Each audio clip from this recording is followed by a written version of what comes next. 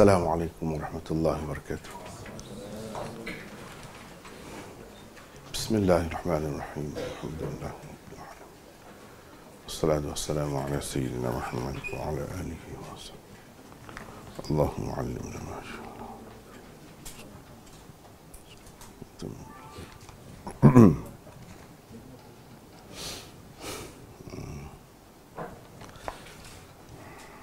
Pelajaran kita hari itu sampai ke muka surat 170 dan kita bincangkan tentang hadis yang ke-22 di bawah tajuk ke-19 dalam nota yang ke-10. Mudah-mudahan ada semua nota tu kan, senang sikit tengok. Sebelum kita sambung perbincangan kita yang lepas itu, elok rasanya sekali lagi saya baca hadis-hadisnya supaya kita ingat kaitan perbincangan kita yang lepas tu. Babu ma jaa idza istayqadha ahadukum min manamih فلا يغمس يده في الإناء حتى يغسلها. وبه قال حدثنا أبو الوليد أحمد بن بكار الدمشقي من ولد بسر بن أرطاط صاحب النبي صلى الله عليه وسلم قال حدثنا الوليد بن مسلم عن الأوزاعي عن الزهري عن سعيد بن المسيب وأبي سلمة عن أبي هريرة عن النبي صلى الله عليه وسلم قال إذا استيقظ أحدكم من الليل فلا يدخل يده في الإناء حتى يفرغ عليها مرتين أو ثلاثا فإنه لا يدري أين باتت يده. وفي الباب عن ابن عمر وجابر وعائشة. هذا حديث حسن صحيح. قال الشافعي أحب لكل من استيقظ من النوم قائلة كانت أو غيرها ألا يدخل يده في وضوئه حتى يغسلها فإن أدخل يده قبل أن يغسلها كرهت ذلك له ولم يفسد ذلك الماء إذا لم يكن على يده نجاسة. وقال أحمد بن حنبل إذا استيقظ من الليل فأدخل يده في وضوئه قبل أن يغسلها فأعجب إلي أن يهريق الماء. وقال إسحاق إذا استيقظ من النوم بالليل أو بالنهار فلا يدخل يده في وضوئه حتى يغسلها. Itu hadis dan komentar Imam Tirmidzi. Kita tengok terjemahannya. Bab ke-19, bab sabda Nabi sallallahu alaihi wasallam, apabila seseorang daripada kamu bangun dari tidurnya, janganlah dia memasukkan tangannya ke dalam bekas air sebelum membasuhnya, yakni terlebih dahulu.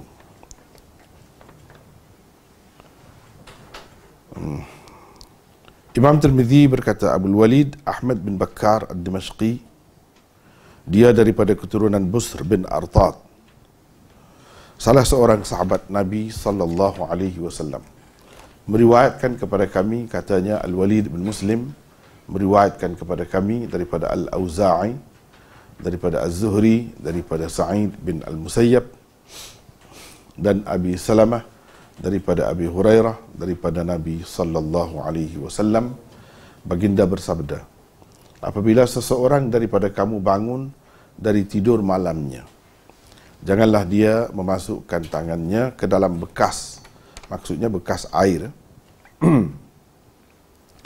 sebelum menuangkan air ke atasnya terlebih dahulu sebanyak 2 atau 3 kali.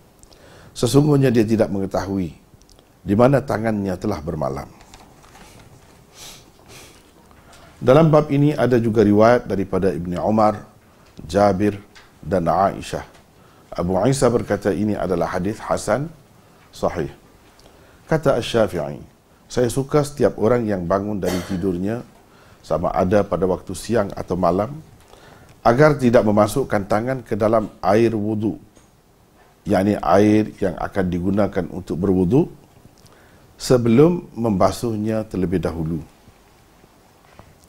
Jika dia memasukkan juga tangan sebelum membasuhnya, saya tidak menyukai perbuatannya itu. Walau bagaimanapun, ia tidaklah merosakkan air jika tidak ada najis di tangannya. Ahmad bin Hanbal berkata, jika seseorang bangun dari tidur malamnya, lalu dia memasukkan tangan ke dalam bekas air wudu sebelum membasuhnya, yakni terlebih dahulu, saya lebih suka air tersebut dibuang saja, yakni tidak digunakan. Ishaq pula berkata, apabila seseorang bangun dari tidur, baik pada waktu malam atau siang, janganlah dia memasukkan tangannya ke dalam bekas air wudu sebelum membasuhnya, yakni terlebih dahulu. Itulah terjemahan bagi hadis dan komentar Imam Tirmizi yang telah kita baca tadi. Yang telah kita bincangkan sebelum ini tidak akan diulang lagi. Kita akan hanya bincang yang belum dibincang lagi. Dan itu kita telah sampai ke muka surat 170 ya. 170.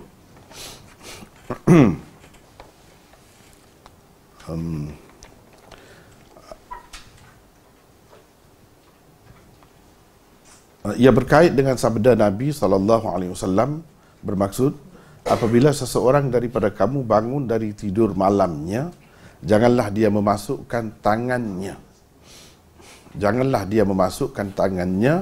ke dalam bekas air. Di situ ada nota, nota tu yang belum kita bincangkan lagi, nota 278. Janganlah memasukkan tangannya. Cuba tengok di situ, muka surat 170. Fala yudkhil. Itu terjemahan kepada fala yudkhil. Janganlah dia memasukkan. Demikianlah lafaz riwayat At-Tirmidzi yang kita baca tadi. Riwayat Bukhari dan Muslim pula menyebutkan lafaz fala yaghmis. Janganlah dicelupnya. Di sini dia ada beza tu antara riwayat Tirmidzi dan riwayat Bukhari Muslim. Walaupun dari segi maksud dianya sama saja, iaitu memasukkan ke dalam bekas air. Cuma perkataan yang diguna tu dalam hadis Tirmidzi ni, fala yudkhil. Itu kalau kita tengok dalam teks asal tu pada muka surat 168, baris yang ketiga tu, idza stayqadha ahadukum min al-lail fala yudkhil yadahu fil ina. Fala yudkhil itu. Situlah yang dimaksudkan. Kalau dalam Bukhari di tempat tu bukan fala yudkhil, tapi fala yaghmis. Fala yaghmis. Ghamasa yaghmisu. Fala yaghmis. Baru ni kita telah bincangkan tajuk yang dibuat oleh Imam Tirmidzi. Tajuk dia tu panjang lah. Yalah, 2 minggu lepas. 2 minggu lepas kita telah bincangkan tajuk itu, dan perbincangannya panjang, selai saja sempat kita bincangkan 2 minggu lepas. Termasuklah kita bincangkan tentang tajuk. Kalau kita perhatikan, tajuk tu tidak sama dengan lafaz hadis. Cuba kita perhatikan tajuk.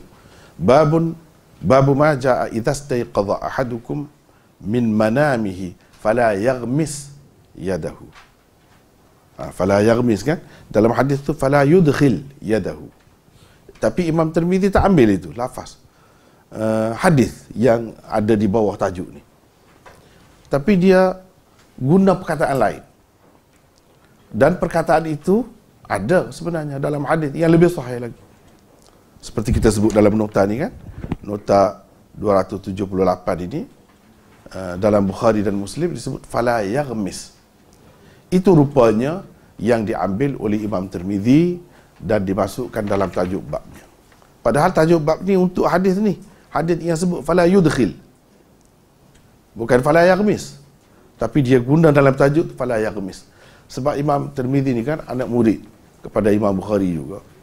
Jadi dia adalah cara guru dia tu, walaupun dia cuba nak ringankan kitab dia ni, tapi dia nampak juga warna ataupun pengaruh guru dia tu di dalam kebijaksanaannya menyusun tajuk tu. Kalau kita tengok di sini, kalau kata fala yudkhil yadahu fil ina, janganlah dia memasukkan tangannya ke dalam bekas. Dia ada beza tu sebenarnya dengan fala yaghmis yadahu fil ina. Fil ina tu tak tukar, tapi perkataan fala yudkhil itu ditukar dengan fala yaghmis. Kita telah bincangkan sebelum ni kenapa Imam Tirmizi buat begitu. Kenapa dia tak guna ambil lafaz hadis ni yang dia kemukakan ini, fala yudkhil. Sebab kalau fala yudkhil, memasukkan tangan ke dalam bekas, saja di sini, ke dalam bekas. Apa yang dilarangnya masuk tangan dalam bekas ni? Masuk tangan dalam bekas, kita kata beras untuk kita ambil. Masuk tangan juga.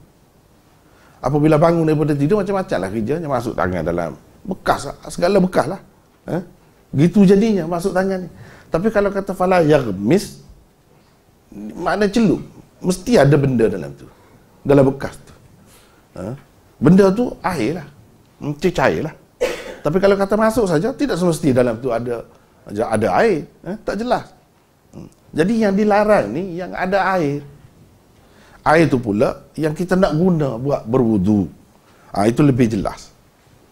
Kemudian kalau nak kira dari segi lafaz ini ada dalam riwayat, maka riwayat yang lebih sahih itu.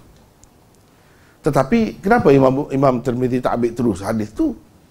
Yang hadis Bukhari Muslim tu. Sebab dia nak kelainan.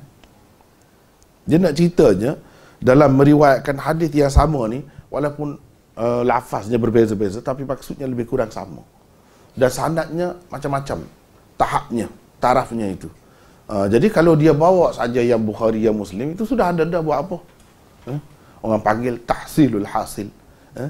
Mengadakan benda yang sudah ada. Sedangkan perlu kepada kelainan. Dan dia nak cerita kepada kita bahawa sesuatu hadis itu kalau nampak kurang jelas, kita perlu tengok hadis yang lain yang menceritakan perkara yang sama. Macam di sini, fala yudkhil, jangan masukkan tangan ke dalam bekas. Tak jelas tu masuk tangan tu bekas kosong ke macam mana, tak jelas. Tapi kalau kita tengok hadis yang satu lagi, cerita benda yang sama, fala yaghmis, jangan celup. Itu jelas.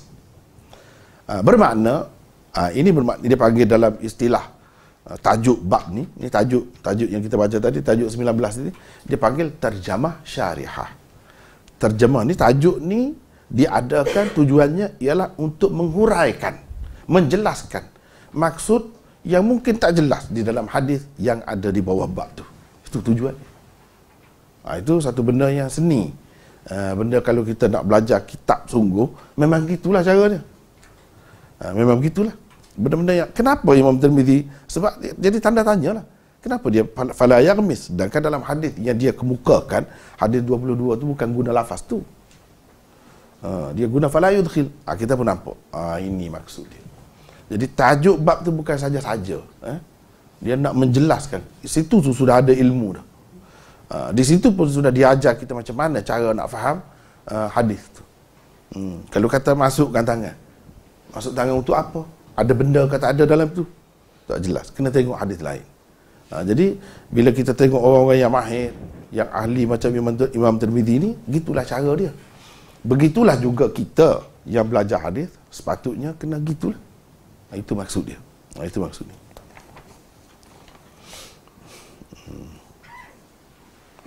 Di sini dia sebut sebelum menuangkan air ke atasnya terlebih dahulu sebanyak 2 atau 3 kali. 2 atau 3 kali. Hatta yufrigha 'alaiha marratain au thalathan, au atau 3 kali. Di situ kita ada nota satu lagi. Di dalam riwayat Muslim dan lain-lain tersebut sebanyak 3 kali. Sebanyak 3 kali. Begitu juga tersebut di dalam hadis Ibnu Umar yang dikemukakan oleh Ad-Daraqutni sebanyak 3 kali tanpa syak. Ini pun perlu. Kita nampak gitu saja, apa salahnya? 2 kali atau 3 kali. Boleh jadi dia nak cerita 2 kali pun boleh, 3 kali pun boleh. Bukan gitu. Kalau kita pakai begitu, maknanya au tadi litanwi' maksud. Litanwi' makna dia begitu. Tapi kalau au tu memberi makna syak lah. Tidak pasti. Perawi itu tak pasti. Mana satu yang disebut oleh perawi di atasnya. 2 kali ke atau 3 kali. Dia tak pasti. Salah satu daripada itulah. Tak pasti. Tak pasti ni jadi dah kurang meyakinkan. Kurang meyakinkan. Pasal tidak ada kepastian. Bila kita tengok dalam riwayat lain yang lebih kuat, pasti tidak ada syak di situ. Atau 3 kali tidak. Memang 3 kali. Sebut 3 kali. Tidak ada atau tu. Atau tu dipanggil syak. Nak menyatakan perawi syak tentang perawi di atasnya sebut 2 kali ke atau 3 kali. Salah satu daripada 2 tu lah. Maknanya salah satu itu makna atau tu. Salah satu, bukan kedua-duanya.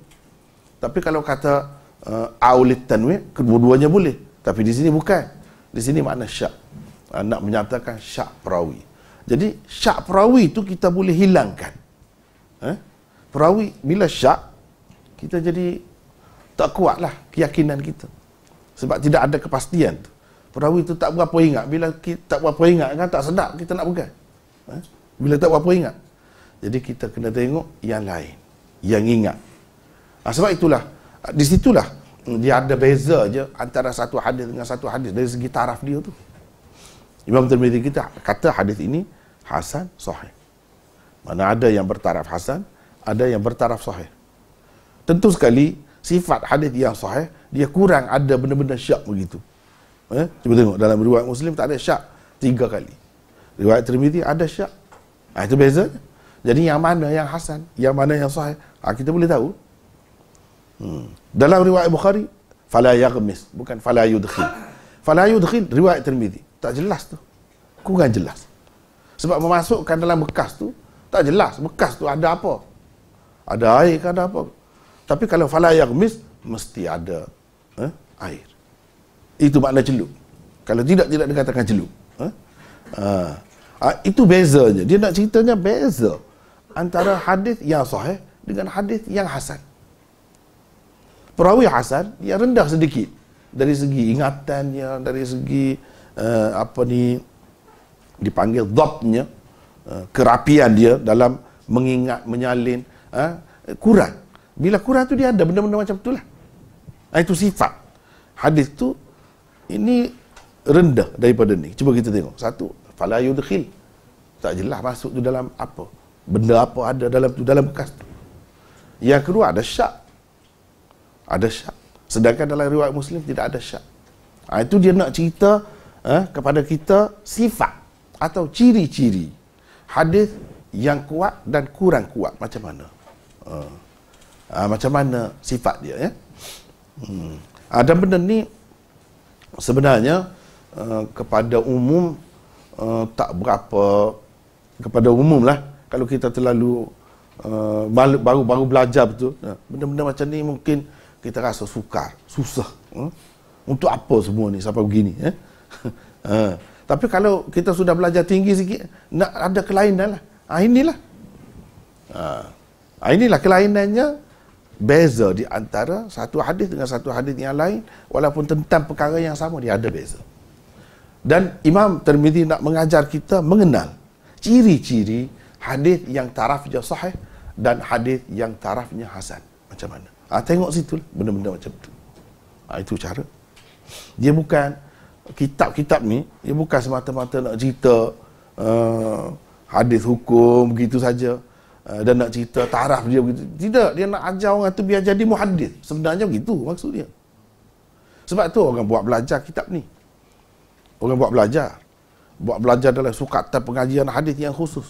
Dan memang terbukti bila ikut cara ni, belajar cara, memang dia jadi alim sungguh. Sebab apa? Di celah-celah tu banyak perkara tu perlu dibincangkan. Tapi kalau kita belajar dengan guru yang boleh cerita benda-benda gitulah, kalau semata-mata terjemuh gitu, memang tak nampak apa pun, tak nampak maksud dia sebenar. Tak nampak. Hanya sekadar nak cerita, itulah hukum lah. Sekadar tu lah. Lepas tu sedikit sebanyak diceritakan Imam Syafi'i kata begini, Imam Ahmad kata begini, sekadar tu lah. Tapi kenapa orang ni kata wajib? Kenapa orang ni kebanyakan kata wajib basuh tangan tu? Kenapa? Sebab dia ambil kira juga. Begitu penting hadis ni. Dia ambil kira juga kedudukan hadis tu. Ambil kira juga. Nak sampai jadi wajib ni, hadis tu tahap mana? Jadi ini semuanya kerja orang-orang yang untuk mengeluarkan hukum. Orang-orang alim lah. Kerja orang-orang alim. Paling tidak, kita boleh tahu bagaimana orang-orang yang pandai tu, dia berinteraksi dengan sesuatu hadis. Paling tidak. Kita boleh tahu macam mana cara dia. Kenapa dia letakkan hadis ni di tahap hasan? Kenapa hadis ni sahih? Apa ciri-ciri dia? Paling tidak, itulah benda yang diambil kira. Benda yang diambil kira. Seterusnya, sesungguhnya dia tidak mengetahui di mana tangannya telah bermalam. Tangannya telah bermalam. Batat aina batat yaduh. Fa innahu la yadri aina batat yaduh. Kerana dia tidak tahu di manakah tangannya telah bermalam. Kita bermalam di rumah kita kan.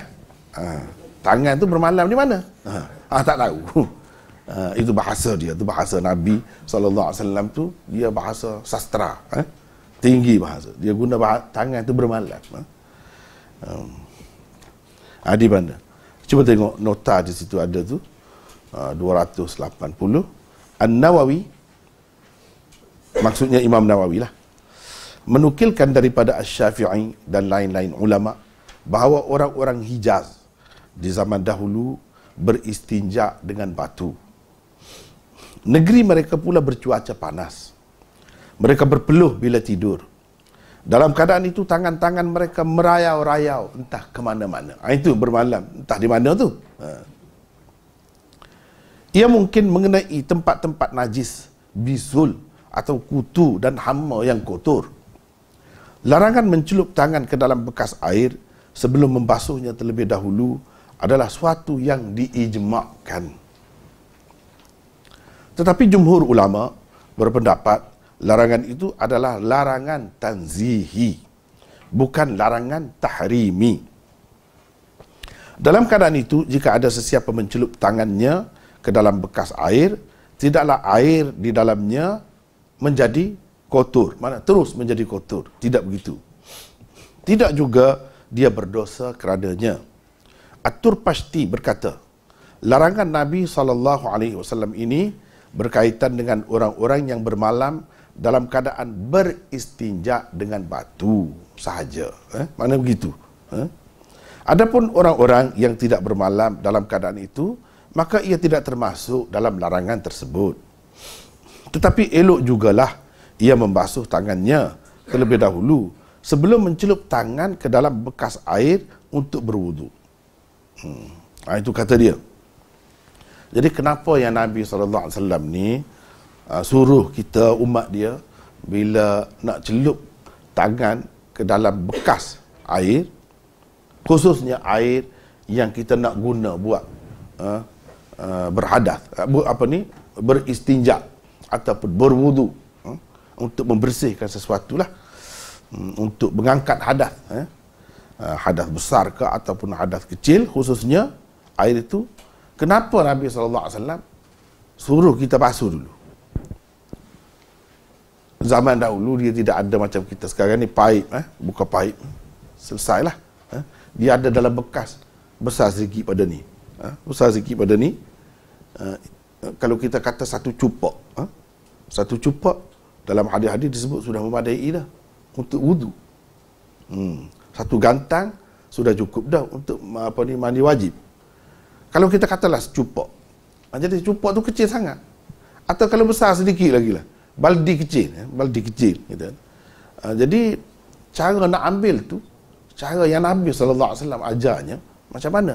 Dia tuangkan air ni. Katakan air ni, dia tuang di atas tangan. Lepas tu dia basuh. Gitu. Tuang pula. Basuh pula. 3 kali. Lepas tu dia celup tangan ni ke dalam bekas tu. Celup tangan. Celup tangan tu berkomor. Lepas tu celup pula. Berkomor tu seperti kita tahulah, 3 kali apa semua. Yang sebaik-baiknya.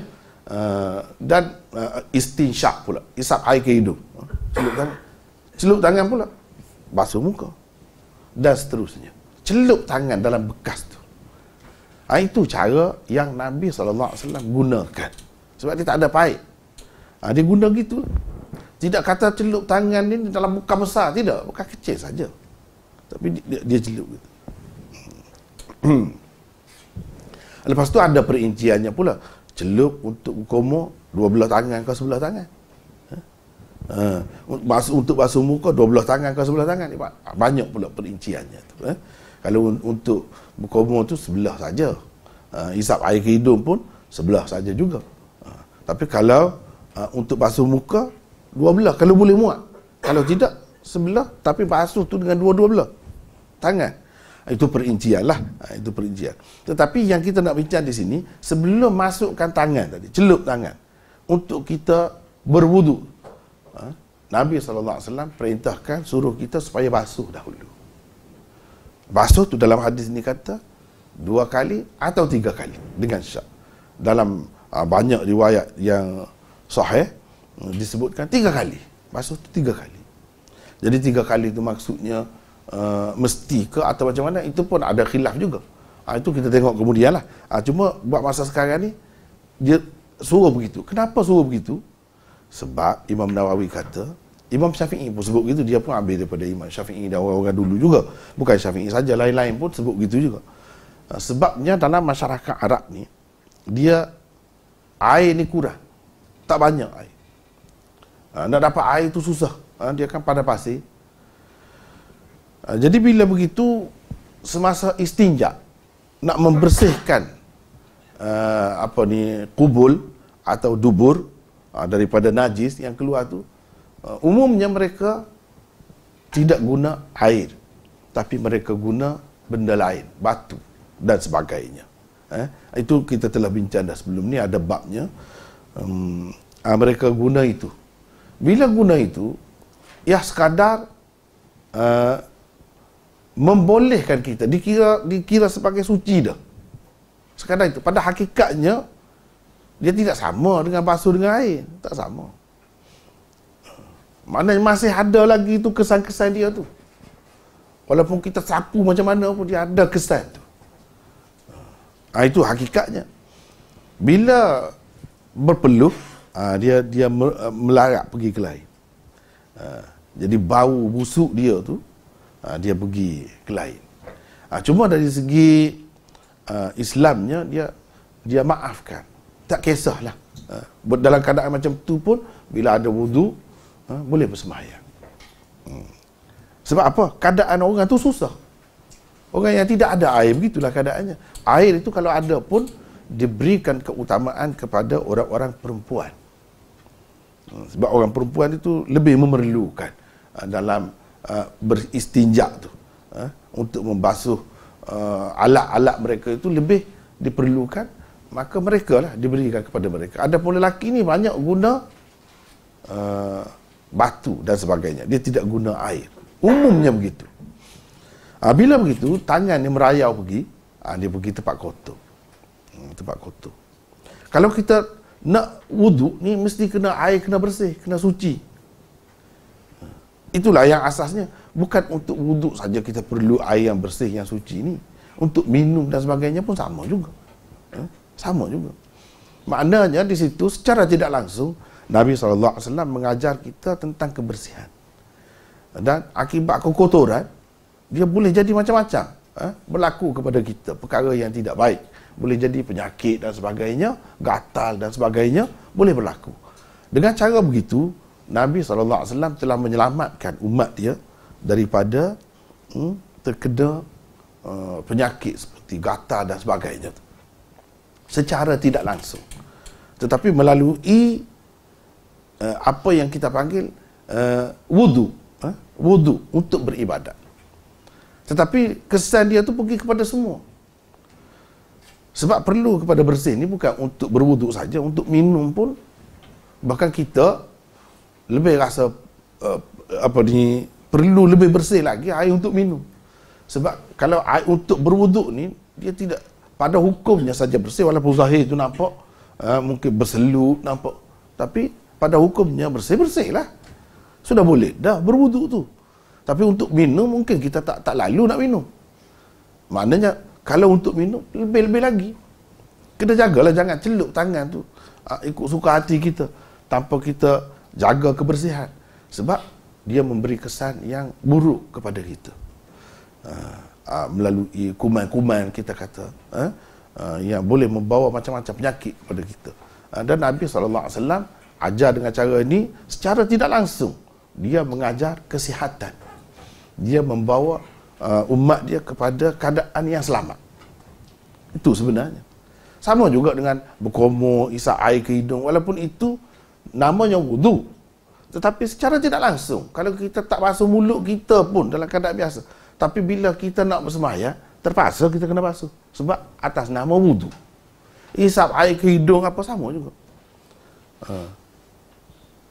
Jadi tujuannya apa? Di samping itu, yang sampingan, iaitu untuk kita dapat kesihatan. Bersih mulut, hidung apa bersih, sentiasa bersih, terpelihara. Itu faedah secara tidak langsung daripada wudu tu, iaitu kita mendapat kebersihan. Membiasakan diri, menjadikan tabiat kebersihan itu. Itu maksud dia. Tapi di sebalik itu, yang asalnya nak cerita pasal najis atau tidak najisnya, boleh atau tidak bolehnya kita guna air itu untuk berwudu. Kalau air itu sudah jadi kotor, kita tak boleh berwudu dah. Terutama air itu dalam bekas yang sedikit. Bila masuk najis yang sedikit, walaupun sedikit, tidak menyebabkan jadi bau dia tu bau najis, berubah warna dia ataupun rasa dia, walaupun tidak begitu, dia sudah jadi najis. Bila kita guna itu tak sah, sebab syaratnya kena bersih. Nama lagi taharah, untuk bersih, untuk bersuci. Jadi kalau bahan tu yang kita nak guna tu tidak bersih, kotor, macam mana boleh menyempurnakan wuduk kita? Jadi tujuan Nabi SAW ajar begini, perintah begini, supaya kita tidak sia-sia buat kerja. Kalau kita beribadat pun tidak sia-sia. Sebab kalau air semayang ataupun wuduk tak sah, semayang tak sah juga, sia-sia. Penat semua tu. Walaupun kita kata nama semayang, kita buat dah semayang, banyaklah kita buat, sunat lah, macam-macam buat, bukan wajib saja. Tapi dah tak sah, sia-sia. Tak kira dah. Yang kita buat macam mana tak kira dah. Puncanya apa? Sebab tak jaga tadi tangan tu. Nak berwuduk kononnya, tapi tak jaga, sehingga air tu jadi kotor. Caranya macam mana? Iaitu bersihkan tangan dahulu. Itu yang dia nak ajar. Kemudian air itu mungkin tak habis kita gunakan untuk berwuduk, lalu kita nak guna untuk benda lain, sedangkan air itu sudah kotor. Sebenarnya nak ajar, nak tanam sifat sukakan kebersihan di dalam jiwa umat dia. Kebersihan yang dimaksudkan dalam Islam, taharah tu bukan taharah zahir sahaja, tetapi taharah dalam juga. Itu yang dimaksudkan. Sehingga kita kata dah tangan kita bersih, dah mulut kita bersih, semua kena juga berwudu. Sebab apa? Nak pergi benda lain lagi, nak pergi yang di sebalik tu lagi, bukan yang zahir sahaja. Iaitu kalau kita tengok dari sudut hikmah dia pula lah, hikmah wudu tu, falsafahnya pula, kalau kita tengok dari sudut tu, banyaklah faedah yang lain pula. Faedah yang lain pula. Pada hakikatnya simbolik. Itu semua simbolik kepada usaha kita membersihkan mulut kita. Berapa banyak kita bercakap dengan mulut kita ni, perkara-perkara yang tidak baik, perkara-perkara yang keji, menyebabkan kotor kita. Kotor hati kita, jiwa kita, muka kita. Kita tengok dengan mata, hidung dengan hidung dan sebagainya yang haram. Yang tidak bersih, tidak suci di sisi Allah SWT. Dan begitu juga telinga, kaki, tangan, semua kita buat macam-macam benda yang tidak baik. Kita tak mahu kotor itu. Kita bersihkan. Sebab itu walaupun bersih zahir, disuruh juga. Sebab apa yang sebenarnya nak tanam kepada kita bukan bersih zahir saja. Itulah lebihnya orang Islam ni. Sebab dia bukan kira bersih zahir saja. Selebih daripada tu, kena bersih jiwa. Itu yang lebih besar lagi. Itu yang lebih besar lagi. Itulah bendanya. Tak apalah. Jadi di sini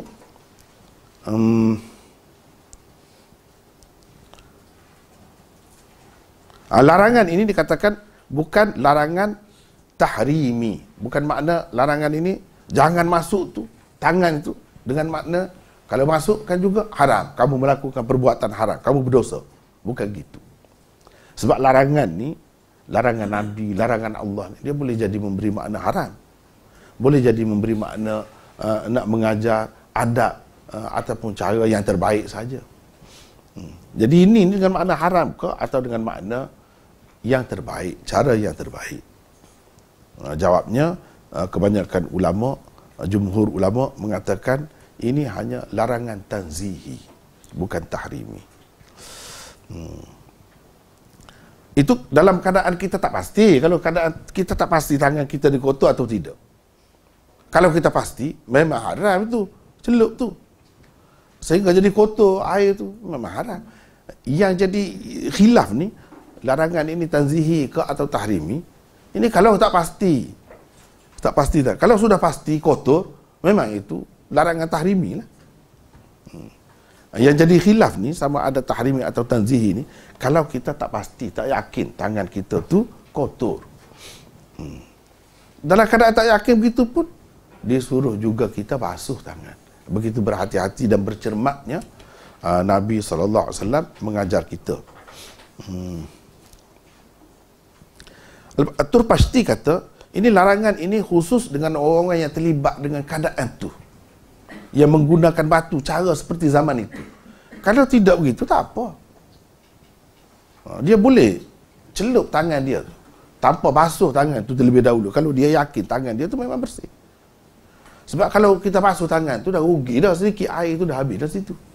Dah tangan bersih, tidak menjejaskan apa-apa, celup tu.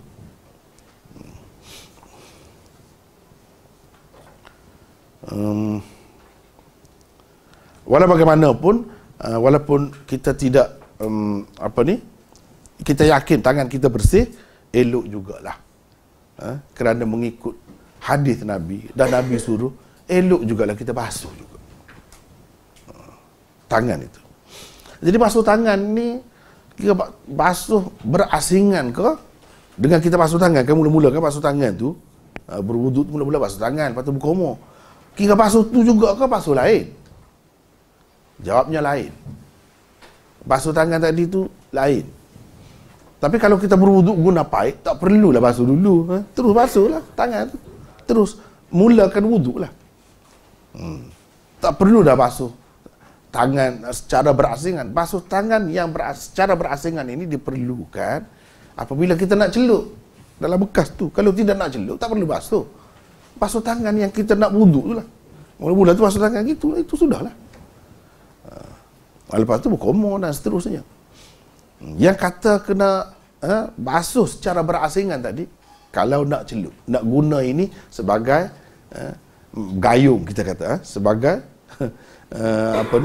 bekas lah. Nak guna itu. Kalau tidak, kalau kita dah kalau kita dah pakai paip apa, tak perlu dah. Tak perlu basuh secara berasingan. Sebab apa? Sebab ini sudah sunnah dan Nabi suruh. Bukan satu dua, ada banyak ni. Cumanya yang kita nampaknya maksud sebenarnya yang dia suruh basuh tu takut kotor air. Itu kemuncaknya. Itu yang nak jaga sangat. Tapi kalau tangan kita sudah bersih pun dan Nabi suruh, elok kita basuh juga walaupun sudah bersih pun.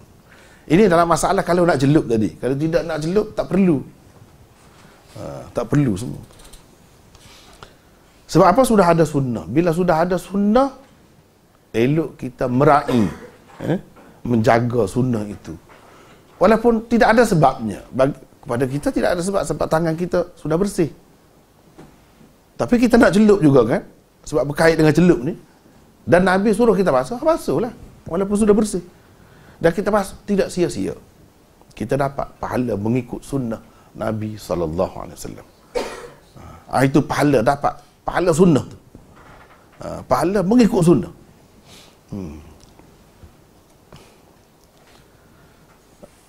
Demikian kerana sunnah apabila telah datang kerana sesuatu maksud, tidaklah ia akan hilang dengan semata-mata hilangnya maksud itu. Ini satu perkara yang perlu kita faham juga dalam ajaran agama yang dibawa oleh Nabi kita tu. Kadang-kadang benda tu asalnya disuruh, itu maksudnya, maksud utama. Bila tidak ada maksud itu, adakah tak perlu lagi kita hiraukan perintah dia atau suruhan dia? Tidak. Kena jaga juga. Misalnya maksud utama suruh basuh tangan tu supaya bersih tangan, supaya air itu tidak jadi kotor. Itu asalnya. Tapi bila tidak ada maksud itu, tak perlu dah kau basuh. Perlu juga. Demi menjaga sunnah.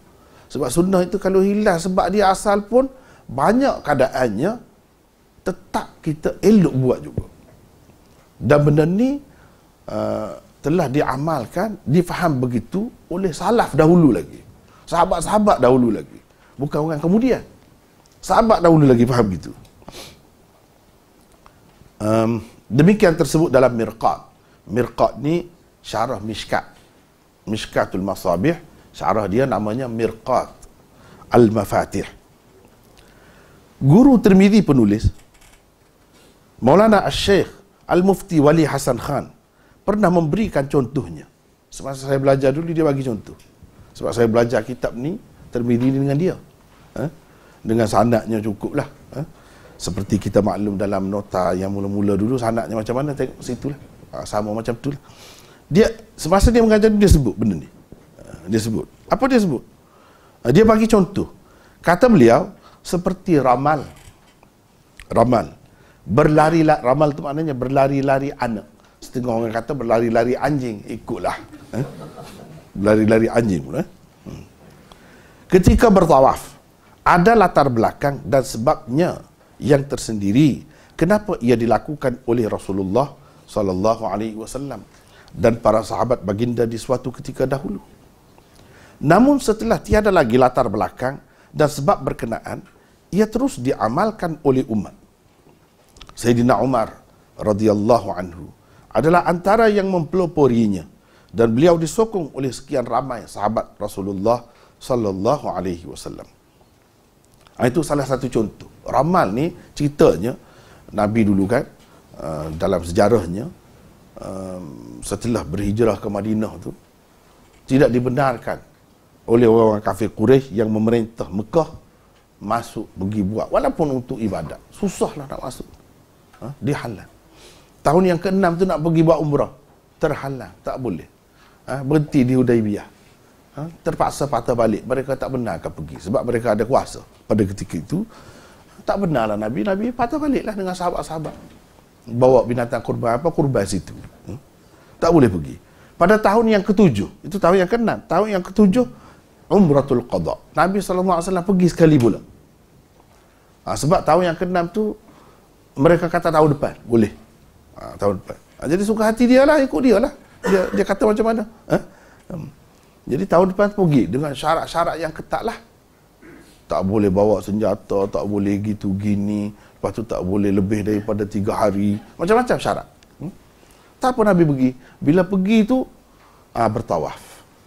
Bila pergi buat umrah tu, tawaf tu, orang kafir duduk jauh-jauh lah. Dia nanti tengok. Dia kata kita nanti tengok lah hari ni, nanti tengok.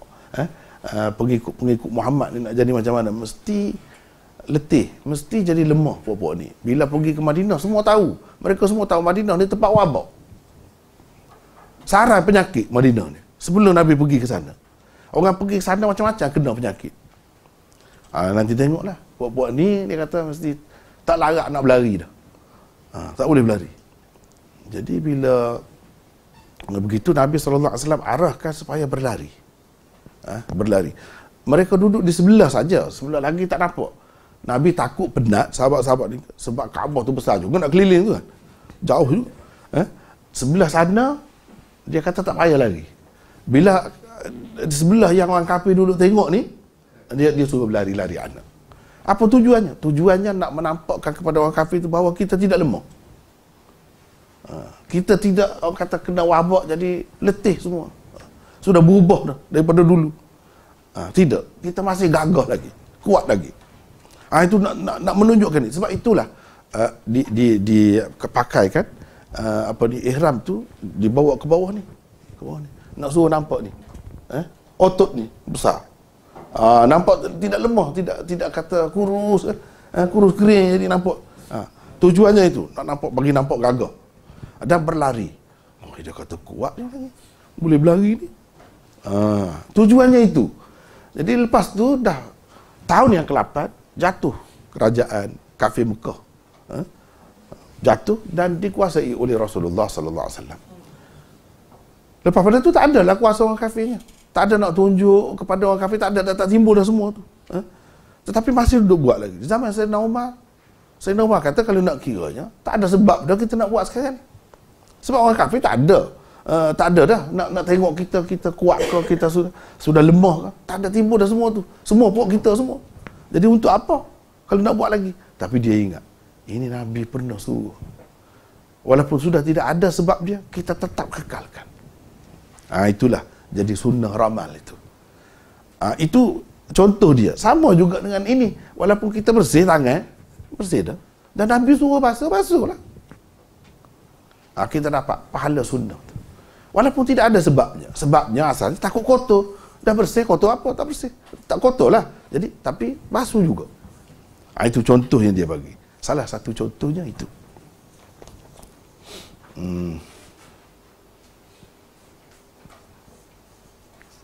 Dan Sayyidina Umar buat begitu, sahabat-sahabat sokong. Tak ada pula sahabat. Seorang pun sahabat yang membantah. Yang kata, apa perlu kita buat lagi? Wah, penat berlari-lari ni. Tak perlulah, jalan saja boleh dah. Tak ada siapa yang bantah. Jadi sehingga ulama menganggap ini macam ijma'. Ijma' sukuti dipanggil. Ijma' sukuti. Ijma' dalam bentuk diam. Diam tu mana dia setuju. Sepakatlah. Tak ada diketahui siapa pun membantah. Sebab itulah sampai sekarang ni pun ada sunnah ini. Sunnah ni.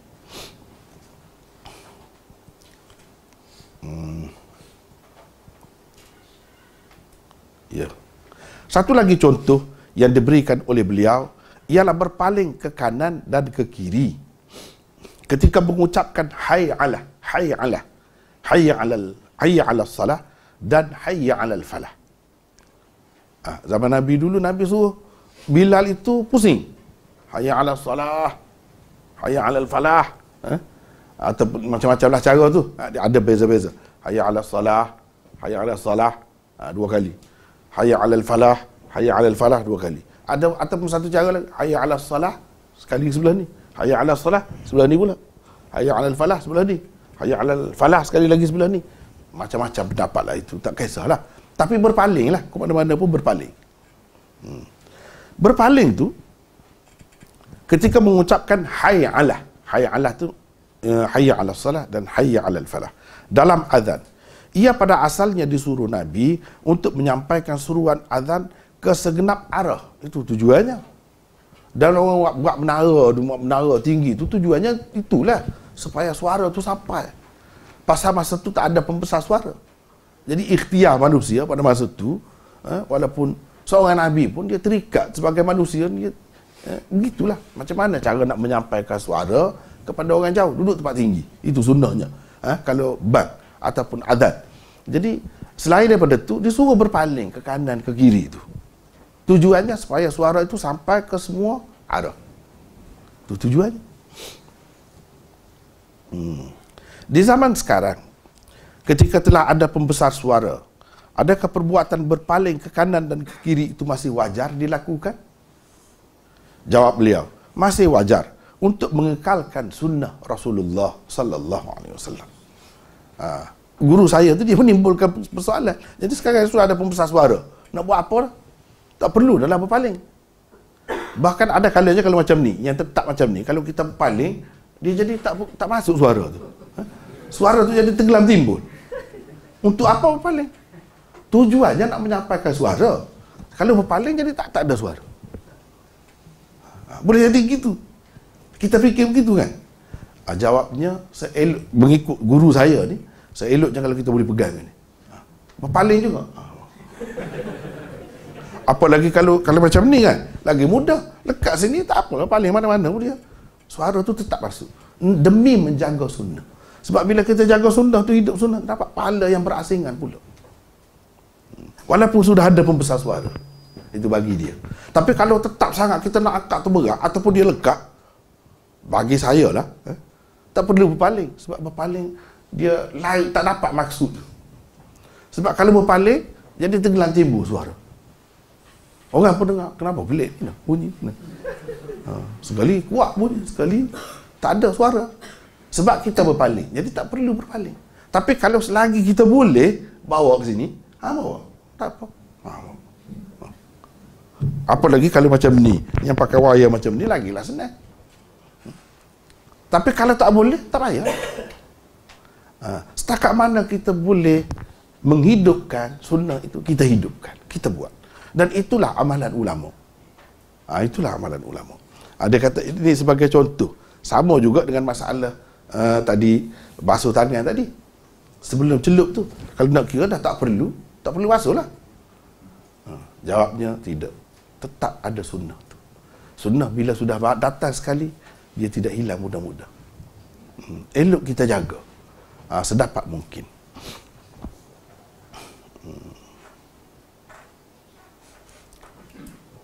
Hadis ini menunjukkan keharusan mencedok air dengan tangan dari bekas air yang kecil untuk membasuh anggota-anggota wudu. Dalam keadaan tangan bersih, air di dalam bekas tidak akan menjadi kotor dan tidak menyucikan meskipun ia terkena percikan air pada anggota yang telah dibasuh dan dimasuki tangan yang telah digunakan sebagai pencedok. Air yang terpercik dari anggota wudu ke dalam bekas air wudu atau yang melekat pada tangan tidak dikira sebagai air mustakmal, yang menyebabkan air di dalam bekas tidak boleh diguna lagi buat bersuci. Banyak sekali terdapat hadis-hadis yang menyatakan para sahabat dan Rasulullah sallallahu alaihi wasallam sendiri mencedok air dengan tangan dari bekas yang kecil untuk berwudu. Yang kita sebut benda ni sebab gini, dalam kitab-kitab fiqh Syafi'i setengah-setengah jadi mustamal, dia kata tak boleh buat begitu celup ni, sebab dia mengikut fiqh Syafi'i khususnya. Kita kalau basuh anggota ni kan 3 kali. Basuh yang mula-mula tu wajib, basuh yang kedua tidak wajib. Jadi air basuhan yang kedua tu tidak mustamal, yang ketiga tidak mustamal, yang mula-mula tu mustamal. Kalau yang mula-mula tu masuk dalam bekas yang kecil, dia sudah jadi kotor. Dia sudah jadi kotor. Di sini kita tengok, sebab itulah jangan terlalu ta'assub mazhab ni. Jangan terlalu ta'assub mazhab ni. Kadang-kadang kita tak tengok dah pengasas mazhab tu sendiri buat macam mana. Dan pengasas mazhab tu, Nabi kita buat macam mana. Kadang-kadang kita tak fikir, kita tak tengok dah tu. Padahal ianya ada di dalam hadis-hadis yang sahih. Sahabat-sahabat bukan seorang dua buat. Tunjuk kepada kita gini cara Nabi SAW berwudu. Bila dia guna bekas kecil, dia cedok. Mestilah cedok tu untuk basuhan yang pertama. Bila cedok tu, dia adalah sikit sebanyak masuk dalam tu. Tapi adakah mereka berasa teragak-agak, berasa menganggap itu sebagai air mustakmal dan tak boleh guna? Tak pernah ada. Tak pernah timbul persoalan itu. Menunjukkan apa pendapat itu kemudian itu pendapat sajalah. Pendapat yang tidak disokong oleh hadis. Kita kena pakai pendapat yang disokong oleh hadis. Dan Imam Syafi'i sendiri pun pakai macam tu. Dia tidak bantah, dia tidak lawan hadis. Dia kata itu betul, macam tu, tak apa.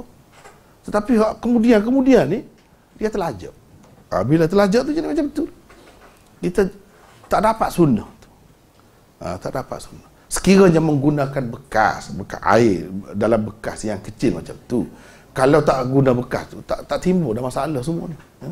Kalau guna bekas tu, kalau nak macam mana rupa Nabi SAW ketika berwuduk macam mana, dia guna bekas macam kalau nak tengok betul-betul macam tu, guna bekas tu lah. Sebab pada masa tu dia tak ada paip. Tapi kalau kita guna begitu jadi menyusahkan pula sekarang. Tak perlu, tak apalah. Yang perlu dijaga sekarang ni, misalnya dari segi bilangan basuhan itu. Kemudian dari segi isbar, yang ini menyempurnakan basuhan itu. Menyempurnakan basuhan. Itu saja yang dijaga. Jadi benda tadi yang boleh menimbulkan, mungkin ada orang yang tak pandai guna jadi najis pula, jadi kotor pula, tak perlu gunalah yang senang. Tapi kalau nak tunjuk macam mana Nabi dulu buat, di zaman dia tu dia guna alat macam mana, macam tu. Bila kita tunjuk, lagu itulah dia buat. Dia tak buat macam lain. Dia tidak kata semua dia tuangkan air dalam tangan ini baru basuh muka ke apa. Dia tidak buat begitu. Dia celup tangan ini. Di situ menunjukkan air basuhan yang pertama sekalipun bukan mustakmal. Kalau mustakmal dengan makna tak boleh guna dah, tak sah, tidak suci, tidak menyucikan, maka macam mana Nabi SAW sendiri buat? Imam Syafi'i pun terima gitu juga. Dan orang-orang lain pun, ulama-ulama lain, sahabat-sahabat berapa ramai, dalam hadis Bukhari, dalam hadis Muslim, Sayyidina Uthman sendiri, bila orang tanya Nabi berwuduk macam mana, dia kata bawa air. Dia buat macam tu. Jelas sekali. Dia benda-benda macam ni, bila ada hadis yang terang, tak ada dah pendapat ni. Pendapat ni jadi malap dah. Bila kita kata matahari lah, tak perlu dah lampu. Nak buat apa dah lampu? Pelita dah lampu ni perlu bila tak ada matahari tu. Kalau sudah ada matahari tak perlu. Nak guna juga. Itu nak kata macam mana ya? Kalau nak guna juga. Nak bayar bil lebih saja-saja nak bayar lah. Banyak sangat duit ataupun nak kata macam mana ikutlah. Tapi tak masuk akal lah. Tak masuk akal kepada kita orang yang belajar agama ni, dalam keadaan sudah ada hadis yang terang, tak perlu dah bincang yang lain, tak perlu. Apalagi nak menghalang kita pula daripada mengamalkan betul-betul seperti Nabi. Lagilah rugilah kita kalau macam tu. Sunnah tu.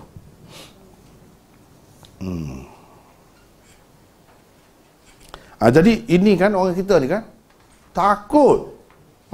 Setengah-setengah yang belajar, itulah sebab yang kita suruh belajar, kita galakkan belajar biar luas, terbuka, baru senang. Kalau tidak dia jadi banyak sangat sebab nak jadi penyakit was-was. Situ was-was, sini was-was, semua jadi was-was. Sebab apa? Nak dalam baldi ni sudah ada cetung, kita panggil apa? Kayu, kolek apa ke? Dia pegang kolek tu, cetung tu, jauh-jauh. Jangan bagi mercik dalam tu. Takut terpercik. Takut yang kena dari tu pun ni, terpercik dalam tu, jadi rosak air. Sampai begitu sekali. Ini benda yang kita boleh lihat. Kita boleh lihat. Pasal apa dia kira air sedikit, bila masuk mustakmal jadi kotor. Bila kotor jadi tak sah. Dia pergi ke situ. Padahal dia celup berapa kali celup tadi tu, berapa kali masuk air mustakmal tu lagi. Dan Nabi SAW sendiri buat begitu. Apalah kita tak sibuk-sibuk lagi. Tapi kadang-kadang itulah bendanya. Kalau kita terlajak pekoh sangat, terlajak nak pegang, jadi macam tu lah. Itu sebenarnya merugikan sebenarnya.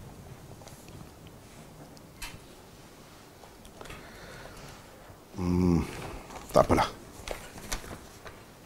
Seterusnya, dalam bab ini ada juga riwayat daripada Ibni Umar, Jabir dan Aisyah. Ini orang panggil salah satu perkara yang istimewa ada di dalam Sunan Tirmizi. Dia panggil riwayat fil bab. Riwayat fil bab. Dalam bab ini, wa fil bab. Kalau dalam teks asal tu kita tengok, wa fil bab an Ibni Umar wa Jabir wa Aisyah. Dalam bab ini ada juga. Tadi kan riwayat tadi daripada Abu Hurairah.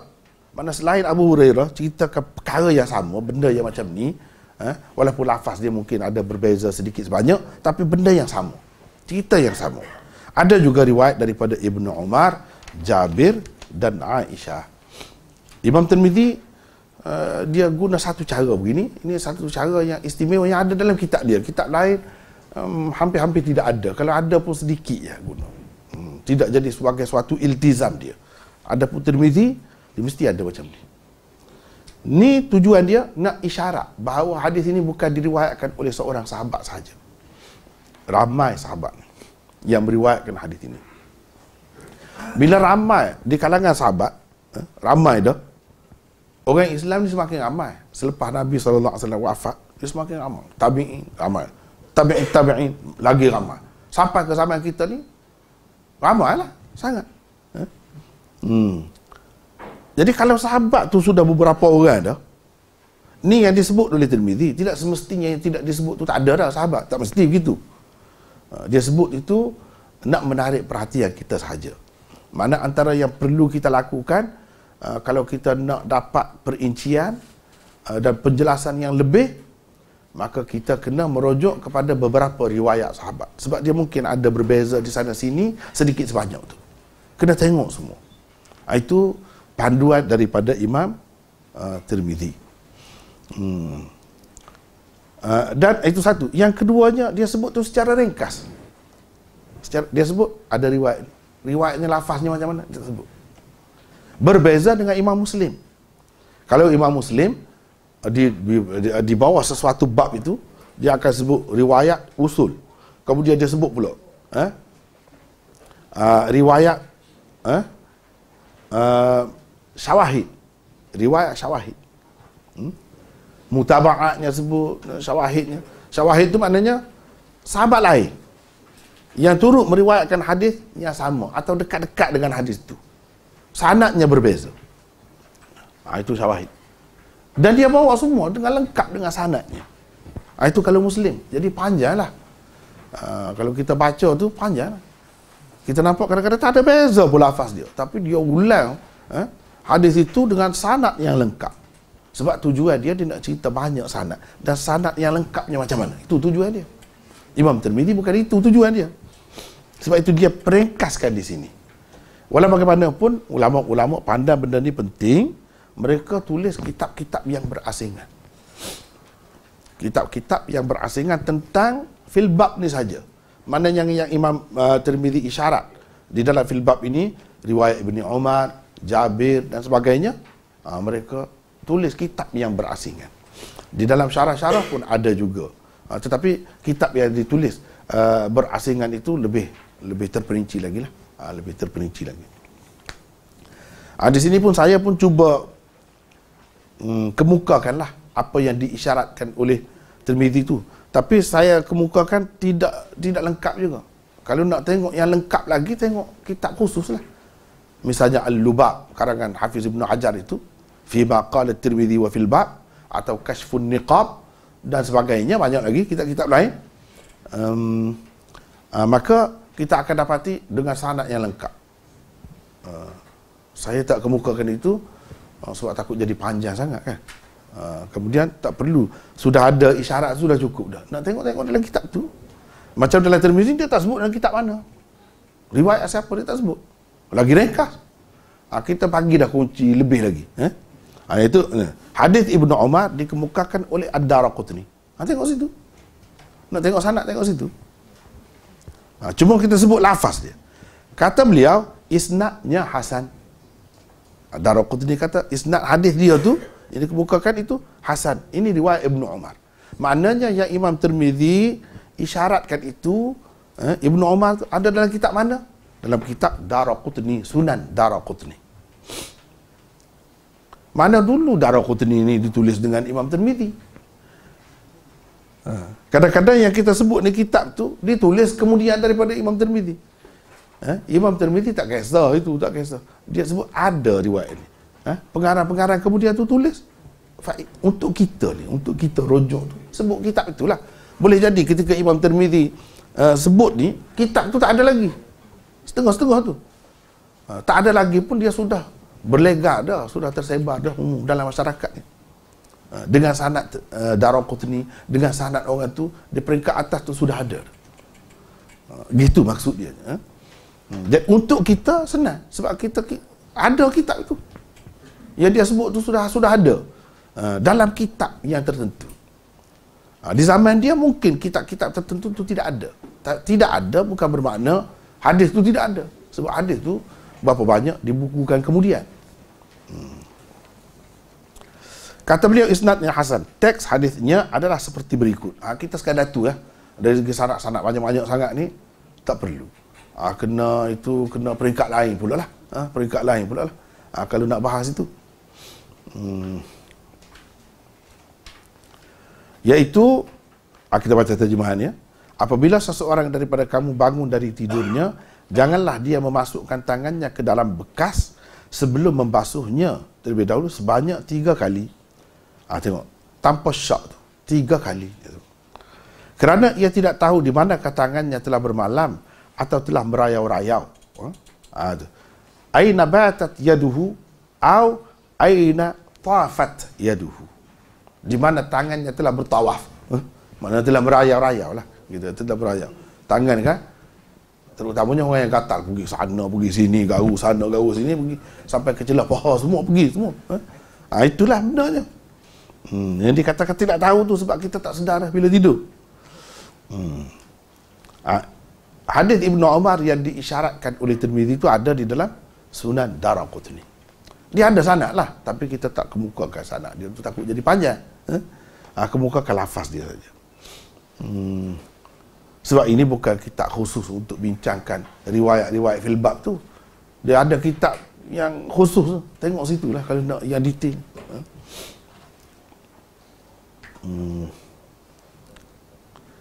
Hadis Jabir, dia isyarat Jabir. Dikemukakan oleh Muslim, Ibnu Majah, Ad-Daraqutni, At-Tabarani, Abu Ya'la dan Baihaqi. Jadi macam Baihaqi apa semua ni kemudian lagi daripada Imam Tirmizi. Bukanlah Imam Tirmizi kata diriwayatkan oleh Baihaqi. Dia tak kata macam tu. Kita kata sekarang ni dalam kitab tu ada. Ulama kemudian dia kata setelah kitab ni semua terkumpul, dibukukan. Pada masa Imam Tirmizi, Imam Baihaqi ni kemudian lagi. Tak wujud lagi kitab Sunan Baihaqi tu. Tak wujud lagi. Ad-Daraqutni menghukum hadis ini sebagai hasan sahaja. Berbeza dengan Al-Busiri. Beliau menghukumnya sahih kerana terpengaruh dengan Imam Muslim yang telah memasukkannya ke dalam sahihnya. Busiri dia buat syarah Ibnu Majah. Imam Muslim bagaimanapun tidaklah meriwayatkannya sebagai Musnad Jabir, sebaliknya sebagai Musnad Abi Hurairah. Itu. Jadi Al-Busiri dia kata sahih. Sebab apa? Muslim. Dia terpengaruh dengan Muslim. Ada dalam Muslim orang ingat sahih lah. Tetapi mengikut pengkaji hadis tidak sahih hadis itu. Hanya taraf hasan sahaja. Kalau nak secara terperinci lah, secara terperinci. Kalau secara kasar, secara umum tu bolehlah kita kata dalam Muslim tu sahih lah. Tapi hadis ni itu pun sebenarnya bukan sebagai Musnad Jabir dalam Muslim tu. Musnad Abi Hurairah sebenarnya. Seperti riwayat Tirmizi ni juga. Hadis Aisyah dikemukakan oleh Ibnu Abi Hatim di dalam Al-Ilal dan Abu Dawud At-Tayalisi di dalam musnadnya. Lafaznya ialah ini lafaz. Kita baca terjemahannya. Bermaksud Rasulullah sallallahu alaihi wasallam bersabda, apabila seseorang daripada kamu bangun salah hija tu dari tidur, dia hendaklah mencedok air, yakni untuk membasuh tangannya sebanyak 3 cedokan. Kerana dia tidak mengetahui di mana telah bermalam tangannya. Hadis ini diriwayatkan menerusi saluran riwayat daripada Ibnu Abi Dhi'b, daripada seorang yang telah mendengar Abu Salamah bin Abdurrahman meriwayatkan daripada Aisyah daripada Nabi sallallahu alaihi wasallam. Menurut Abu Zur'ah, hadis daripada Aisyah ini merupakan waham perawi. Ini keliru perawi sebenarnya. Bukan daripada Aisyah. Ia diriwayatkan oleh Az-Zuhri daripada Abi Salamah, daripada Abi Hurairah, bukan daripada Aisyah. Jadi riwayat ini riwayat yang sama, tidak sahih. Tidak sahih. Jadi yang diisyaratkan oleh Tirmizi itu tidak semesti semuanya sahih. Ada kalanya macam-macam lah. Dia sebut semua. Ada yang sahih, ada yang tidak sahih, ada yang hasan. Macam ni, yang disebut sebagai riwayat Aisyah tu zahir sahaja. Yang sebenarnya waham perawi berlaku di situ, sebenarnya riwayat itu adalah riwayat Abu Hurairah, bukan riwayat Aisyah. Ini keliru perawi. Yalah, kalau kita nak bincang panjang-panjang itu panjang sangat pula lah. Cuma sekadar isyarat. Yang disebut oleh Tirmizi itu kita sebutlah. Sekadarnya. Sekadarnya. Tapi tidak semesti yang disebut itu sahih. Tak mesti.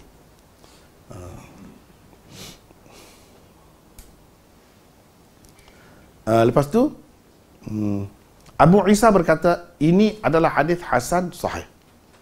Hasan sahih. Hadis ni juga Abu Hurairah dikemukakan oleh Bukhari, Muslim dan lain-lain. Yang ni sahih. Tapi sanad dia tu di peringkat bawah tu ada berbeza-beza. Ada berbeza-beza. Tetapi riwayat daripada Abu Hurairah tu juga ada dikemukakan oleh Bukhari, Muslim dan lain-lain. Jadi riwayat yang dikemukakan oleh Bukhari, Muslim itu sahih lah. Yang dikatakan hasan tu yang lain-lain lah. Ada yang bertaraf hasan. Hadis-hadis tentang perkara ni. Dia tidak sebut dhaif. Padahal ada yang dhaif, banyak juga. Sebab bagi Imam Tirmizi kita kena ingat satu perkara tu. Kena maklum lah. Mungkin ada yang baru-baru tu dia kata apa cerita dia pula. Sebab kelas ni sebenarnya lama dah berjalan. Istilah Tirmizi, hasan itu dhaif pun masuk juga dalam tu. Bila banyak dia jadi hasan.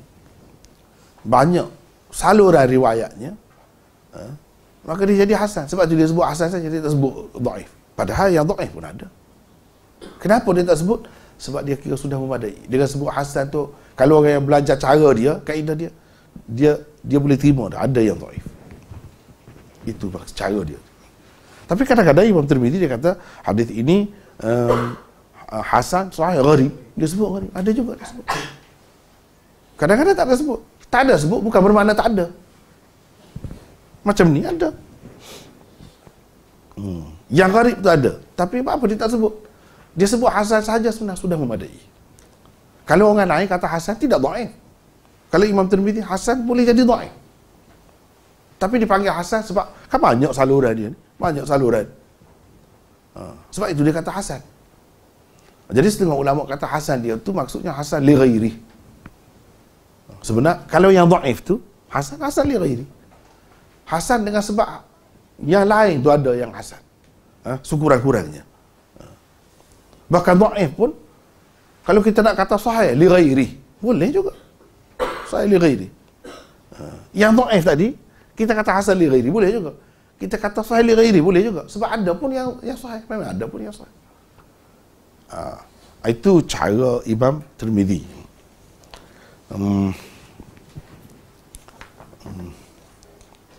Tak lewat ke kita? Boleh lagi ke? Pasal tadi lewat jam situ.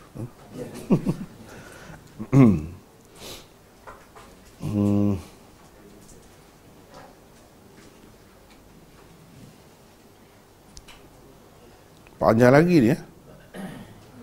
Panjang lagi. Saya rasa kena berhenti setakat itulah dulu ya, malam ni. Mungkin kita boleh bincang-bincang sikit. Setakat itulah untuk malam ni. Kita baca nota ni. Cuma kalau ada kemusykilan di sana sini boleh kita bincang insya-Allah.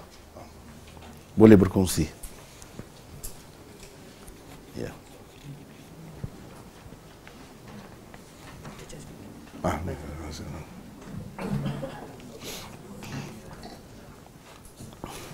Assalamualaikum warahmatullahi wabarakatuh. Sini ada umuman sambil Maulana baca soalan. Untuk kelapa esok Sahih Bukhari 1 di sini pukul 11.30. Lepas tu malam esok Sahih Bukhari itu di Baitul Salam. Dan untuk hari Ahad tu usul dirayat biasanya di Baitul Salam. Tapi untuk minggu ni sahaja kelas hari Ahad tu pindah ke sini. Sebab di sana ada program lain lah. Sebab ni sebenarnya minggu kelima. Ni bukanlah ganti ke. Boleh InsyaAllah itu saja. Assalamualaikum. Dan nota untuk pagi esok ada belakang Sahih Bukhari yang baru.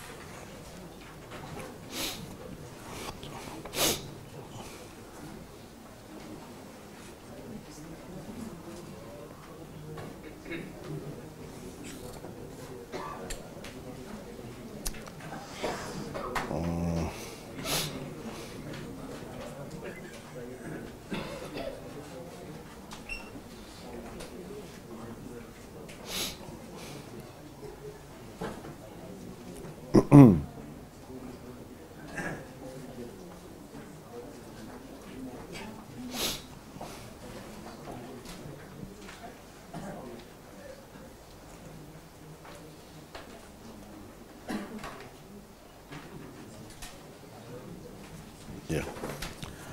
Di sini ada beberapa soalan, kemuskilan. Yang pertama ialah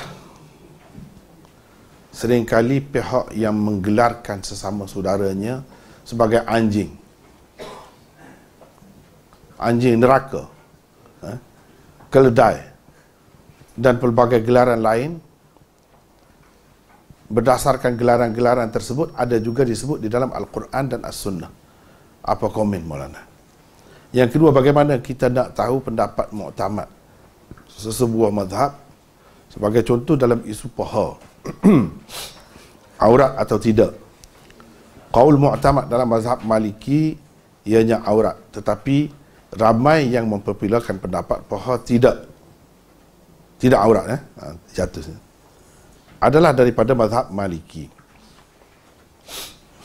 Yang ketiga, bagaimana kita nak tahu pendapat sebenar Imam Bukhari sedangkan para pensyarah Bukhari berbeza pendapat pula pada apa yang dirajihkan oleh Bukhari? Gitu ke maksudnya? Berbeza pendapat pada apa yang dirajihkan oleh Bukhari. Ini dulu. Sebenarnya tak sepatutnya berlaku begini, ya. Kalau sesama Islam tak sepatutnya kita menggelarkan saudara kita tu dengan gelaran-gelaran yang tidak baik. Adapun kalau ada dalam Quran, dalam hadis itu, gelaran itu diberi kepada siapa sebenarnya kalau kita perhatikan?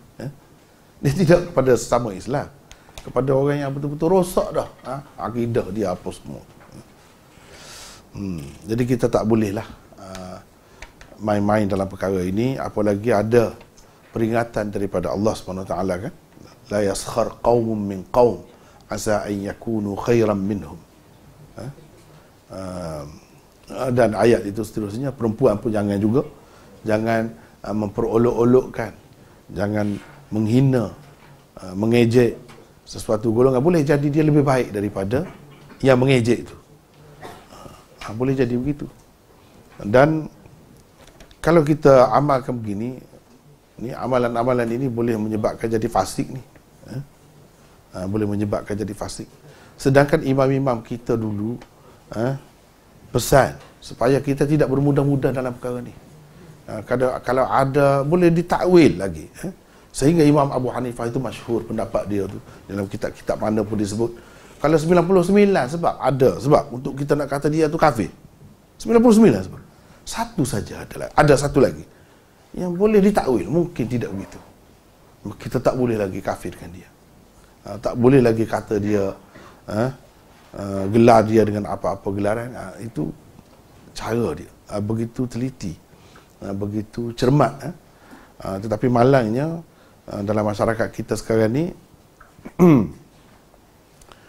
dia kebiasaan yang tidak sihat ini sudah tersebar dengan meluas. Sebenarnya kerana adalah segolongan orang yang bawa cara itu. Bila dibawa cara itu, terikut-ikutlah yang lain-lain. Dan dia anggap betul-betul rosak. Padahalnya yang dituduh tu tak jelas lagi. Banyak sangatnya takwilannya. Bahkan dia ada hujah dan ada alasannya yang kukuh. Kadang-kadang kita tengok lebih kukuh lagi daripada yang menggelar tu, yang menuduh tu. Jadi itu tak sepatutnya. Terutama tuduhan-tuduhan itu kalau macam kafir, fasik dan sebagainya, dia berbalik kepada orang yang kata tu. Itulah yang teruknya, kita kena beringat, berhati-hati. Tetapi benda ni sudah jadi penyakit dah, macam penyakit dalam masyarakat kita yang perlu dibendung lah sebenarnya. Ini satu kebiasaan, tabiat amalan yang tidak sihat. Tidak sihat. Sebab yang disebut dalam Quran ataupun dalam hadis, misalnya Abu Lahab, itu jelas dah orang macam mana. Kemudian orang alim Bal'am bin Ba'ura, itu jelas dia sudah menentang Rasul. Bila menentang Rasul jadi macam mana? Jelas lain itu. Kita tak boleh nak bandingkan dengan contoh-contoh itu, tak boleh. Jadi kalau kita bandingkan, kita jadi macam Syiah lah perangai itu. Syiah kan dia kata, apa salahnya kalau kita kata isteri-isteri Nabi ni pun jahat? Sebabnya isteri Nabi Lut dulu ada yang dalam Quran sebut. Isteri Nabi Nuh pun jahat. Tak baik. Disebut dalam Quran. Yang disebut tu cukup setakat tu sudahlah. Jangan kita nak kias-kias pula dengan isteri Rasulullah, dengan orang tua. Ini kenapa? Tak ada dalil yang kukuh. Tak ada dalil yang terang. Hanya sangkaan kita semata-mata. Fitnah yang terpengaruh dengan fitnah yang tersebar saja. Yang sebenarnya isteri-isteri Nabi itu sama ada Aisyah ke ataupun Hafsah, tidak ada salahnya. Cuma fitnah saja. Jadi kita nak kaitkan dengan ada yang sebut dalam Quran isteri Nabi Nuh misalnya, isteri Nabi Lut, itu tak kena sama sekali. Jadi macam itulah jadi ini. Ini penyakit ni jadi macam Syiah jadi. Itu bahaya. Yang kedua, bagaimana nak tahu pendapat tadi? Nak tahu pendapat ni kena tengok pendapat kitab lah. Kitab dalam mazhab tu muktabar ke tidak? Dan banyak ke tidak disebut? Disebut sebagai pendapat yang muktamad, yang boleh dipegang, yang muktabar tu, tengok kitab-kitab tu, perawi-perawi dia tu. Kadang-kadang yang dia kata muktamad, yang dia kata tidak muktamad, dia banyak pula khilaf tu sesama dalam mazhab tu sendiri tu. Yang ni kata tidak muktamad, yang ni kata muktamad pula. Kadang-kadang yang kata yang ni tak kuat, ini pendapat yang sebenar. Kedua-dua tu pendapat Imam Malik dah. Misalnya dalam kes, dalam permasalahan ini, kedua-dua tu pendapat Imam Malik dah. Sebab seseorang imam tu ada kalanya dia bukan satu pendapat saja, ada beberapa pendapat. Cuma pendapat dia tu dikatakan lebih ramai ditarjihkan oleh anak-anak murid dia yang ni, maka dia jadi lebih kuat. Tapi setengah-setengah perkara tu bukan semua begitu. Pihak lain pula kata bukan itu yang lebih kuat, yang ni yang lebih kuat. Dia ada benda-benda khilaf gitu. Kalau kita tengok dalam sesuatu mazhab tu ada perbezaan pendapat, kena pastikan dahulu. Kena pastikan dahulu. Apalagi kalau yang telah diamalkan oleh ulama-ulama mereka, ada dalam kitab-kitab muktabar mereka, lagilah boleh dipakai lah. Bagi saya lah, dalam masalah ni, kedua-dua ni pendapat Imam Malik yang kuat. Yang kuat. Dan memang diamalkan. Diamalkan.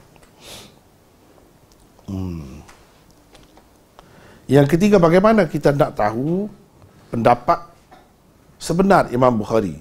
Sedangkan para pensyarah Bukhari berbeza pendapat pula pada apa yang dirajihkan oleh Imam Bukhari. Kalau yang dirajihkan oleh Imam Bukhari, sebenarnya tak timbul kemuskilan dah. Orang akan nampak ini pendapat Imam Bukhari, jelas. Yang tidak jelas tu ada tempat-tempat yang tak jelas. Itu yang ada khilafnya. Kalau yang jelas, boleh dikatakan ulama tak ada khilaf. Semua kata memang dia berpendapat begitu. Kalau begitu, tak timbul lagi persoalan. Kalau yang dia telah rajihkan, misalnya dia cara dia, itulah yang kita kena belajar. Sebab tu kita belajar dalam Bukhari kan banyak benda-benda tu yang saya sebutkan. Ada kalanya dia sebut bukti-bukti yang menunjukkan dia anggap ini kuat, yang itu tak kuat. Misalnya yang ni dia bawa hadis, yang tu dia tak bawa hadis. Yang tu dia tak bawa hadis, menunjukkan dia terjihkan yang ni. Ataupun dia sebut, misalnya dalam masalah puasa tadi, masalah puasa tadi, dia sebut dua riwayat. Satu yang menunjukkan aurat, satu lagi yang tidak menunjukkan aurat. Kita tengok, dia kata yang mana lebih sahih. Kalau yang lebih sahih maknanya dia pilih yang itu. Dia pilih yang itu. Walaupun dia sebut misalnya yang lebih cermat ini. Ada kadang-kadang gitu. Makna kedua-dua tu perlu dipertimbangkan. Tapi setengah-setengah tu memang jelas. Semua terima, tak ada khilaf. Misalnya perempuan yang datang bulan lah. Perempuan yang berhaid boleh masuk dalam masjid misalnya. Boleh baca Quran. Itu boleh katakan tak ada khilaf ulama. Semua mereka terima bahawa memang Imam Bukhari berpendapat begitu. Kalau ada yang tak jelas, memang ada.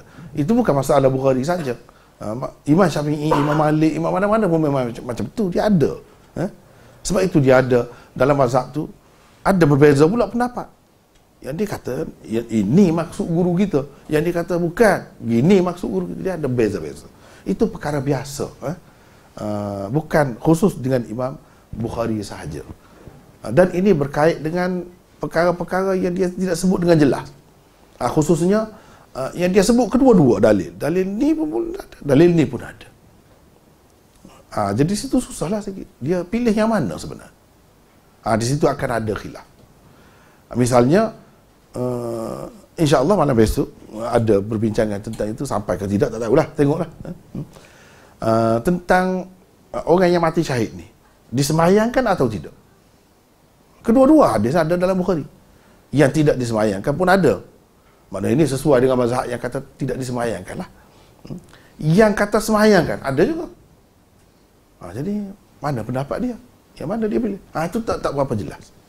Sebab kedua-duanya sama banyak, sama kuat, dan dia tidak buat keputusan. Bila dia tak buat keputusan, seolah-olahnya dia nak kata kedua-duanya boleh pakai. Ikutlah nak pakai mana. Itu cara dia. Sebab kedua-duanya kuat. Ikutlah nak pakai mana pun. Itu salah satu cara, metod Imam Bukhari. Soal ada khilaf pula, itu biasa sebenarnya. Dalam satu-satu mazhab Syafi'i. Semua sepakat? Tidak sepakat. Berapa banyak pecahan-pecahan mazhab tu. Dalam Syafi'i itu sendiri pula. Dalam Malik, dalam mazhab mana? Sama saja dalam mazhab, bukan khusus dengan Imam Bukhari. Ya. Aisyah bantah sebahagian sahabat berbaring atau tidur sebelum solat fajar kerana mengikut sunnah Nabi SAW. Kata Aisyah, Nabi SAW baring pada lambung kanan itu kerana baginda letih solat sepanjang malam. Maka adakah ianya tidak sunnah untuk diamalkan? Khilaf. Memang ada khilaf pun. Memang ada khilaf pun dalam masalah ni. Kalau Imam Malik tak suka. Bahkan di kalangan sahabat, bukan Aisyah saja, Ibnu Umar, Sayyidina Umar tak suka. Bahkan kalau dia tengok orang baring, dia baling dengan anak batu. Sebab apa? Dia kata Nabi buat tu ada sebab. Kamu buat tu apa sebabnya? Ada kalanya dia kena tengok sebab tu. Ada sebab ke tidak? Kita baru bangun ni, Nabi tu dia sembahyang lama mana dah. Sebelum subuh tu. Sebab tu dia perlu baring. Dia baring tu semula jadi manusia lah, kalau penat dia baring. Nak rehat sedikit. Gitu. Kebetulan pada masa tu. Sebab apa dia baring? Bila dia sembahyang subuh, dia baca panjang pula. Lama pula. Sebab tu dia nak ambil tenaga baru. Dia ada maksud tu. Imam Malik faham begitu. Ramai faham begitu. Dengan sebab itu mereka kata ini tidak perlu kita ikut. Bahkan salah kalau ikut tanpa sebab. Kecuali kalau kita ada sebab yang sama. Kita dah bersemayam tahajud selama mana dah malam tu. Lepas tu kita pula jenis semayam subuh ni baca panjang pula. Boleh lah. Silakanlah. Tapi kalau tidak begitu, tidak. Tak termasuk. Itu walau bagaimanapun ramai juga ulama mengatakan sunnah. Sunnah. Jadi ini perbezaan pendapat lah. Perbezaan pendapat. Ada yang kata sunnah, ada yang kata tidak. Ikut kita lah nak pilih yang mana. Tapi kalau kecenderungan saya lah, saya lebih suka cara Imam Malik, cara Ibnu Umar, cara Aisyah tu. Dia ada sebab. Yang ada sebab. Kita ambil kira yang tu lah. Walau bagaimanapun kita hormatlah pendapat orang lain yang nak amal itu pun memang ada ramai juga sahabat yang buat. Bukan cara-cara orang. Imam-imam besar pun ada. Imam Ahmad Timur tu. Timur. Walaupun tak ada sebab pun boleh. Kita dapat sunnah tu. Dia kata kalau kamu tak dapat rugi, kita buat juga, dapat juga. Tak tahu lagi, besok Tuhan kira. Kamu tak ada dalam nak kira kan. Dia kata begitu. Wallahu alam. Ini masalah khilaf lah. Masalah khilaf. Dia bukan masalah bid'ah apa tidak. Masalah dari segi faham tu. Masing-masing tu berbeza. Faham tentang ilat dia. Man ayyara akhahu bi dhanbin lam yamut hatta ya'malahu. Ini hadis Tirmizi 2505. Albani kata hadis ini maudhu'. Apa pandangan Maulana? Ya kalau kita tengok dia tu sudah cek dah, saya kena cek dululah. Saya pun tak ingat sanad dia tu. Tapi kalau saya tengok dari segi matan dia tu tak berapa tepat tu. Tak berapa tepat tu. Jadi ini ada tanda paling tidak lemah. Kalau dia kata maudhu' dia sudah yakin, kita apalah. Nak kata maudhu' jangan main-main. Takut tidak maudhu' lagi. Tapi dah dia berani kata gitu, dia bertanggungjawab lah. Tak apalah. Tapi saya tak ingat ni. Cuma kalau perhati dari segi tak terjemah tadi begini maksudnya, sesiapa yang mengaibkan saudaranya dengan sesuatu dosa, dengan sebab sesuatu dosa, dia tidak akan mati. Sehingga dia sendiri melakukan dosa itu. Mesti kau gitu? Mesti ke? Kalau orang tu memang dia melakukan kejahatan, dia melakukan dosa, kita katalah dia buat ini, bahkan kalau benda tu berkait dengan hudud, berkait dengan hukum had, kita kena jadi saksi. Menentang dia, kena cerita. Jadi berapa ramai orang yang sebut benda ni dan tidak berlaku pun pada dia. Maknanya dari segi kenyataannya tidak menyokong. Tak mesti. Ini macam mesti ni. Ni syarat. Jawab. Kalau dalam kaedah syarat jawab, mana mesti. Sedangkan tidak mesti begitu. Bukan semua perkara yang dicela itu memang dilarang oleh syarak mencelanya. Kalau benda tu benda salah, tidak salah kita mencelanya. Ni kalau macam ni bahaya ni. Kita jangan cela. Kalau cela takut gitu. Jadi kita tak ada nahi anil munkar pula. Kalau macam tu. Itu bercanggah tu. Dengan sifat-sifat hadis sahih bukan macam tu. Sebab dia bercanggah tu dengan berapa banyak anjuran agama yang lain. Jadi kita mungkin akan tinggal yang itu dengan sebab ni. Dengan sebab ni takut menimpa kita pula. Padahalnya Islam suruh tegur. Man ra'a minkum munkaran itu. Itu sahih yang tu. Jadi ini sudah boleh jadi bawa ke situ. Boleh jadi bawa ke situ. Dan dari segi kenyataannya tidak semestinya bila kalau orang tu sebut dosa seseorang itu dalam kenyataannya berlaku dia sendiri buat dosa, tak mesti. Benda tak mesti. Tetapi ialah kita janganlah mudah-mudah nak mengaibkan orang, nak memburuk-burukkan orang dengan sebab dosa dia. Mungkin dia bertaubat, kita mengumpat dia pula, dari segitu betul lah, dari segitu. Kita mengumpat dia sudah bertaubat, Tuhan sudah ampun dah dia. Kita dapat dosa kerana dia. Betul dia melakukan dosa, kita dapat dosa. Kering-kering kita dapat dosa. Dia sudah selesai dengan Tuhan. Dengan sebab tu ada kebenarannya juga. Ada kebenaran. Tapi nak kata mesti dia sebelum mati dia melakukannya, tak mesti. Bahkan ini salah satu ciri-ciri hadis yang lemah. Paling tidak lemah. Sebab apa? Bercanggah dengan yang saya bercanggah dengan, kan kita belajar usul dirayah tu, bercanggah dengan kenyataan, bercanggah dengan hadis yang sahih dan membawa orang kepada takut nak mencegah benda mungkar yang dituntut dalam syarak. Banyak akibat dia tu. Dengan adanya ciri-ciri itu, hadis ni paling tidak untuk sekarang ni kita boleh kata dhaif. Untuk sekarang. Kalau kita tengok sanad dia apa tu, lagi boleh tentulah. Tapi buat masa ni saya tak ingat. Sanad dia. Tapi dia kata dia ni orang hebat, bukan jalan-jalan. Dia kata dia berani bertanggungjawab tu, kira-kiranya betul lah, insya-Allah. Wallahu a'lam.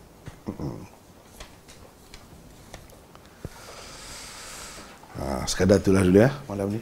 Allah subhanahu wa ta'ala.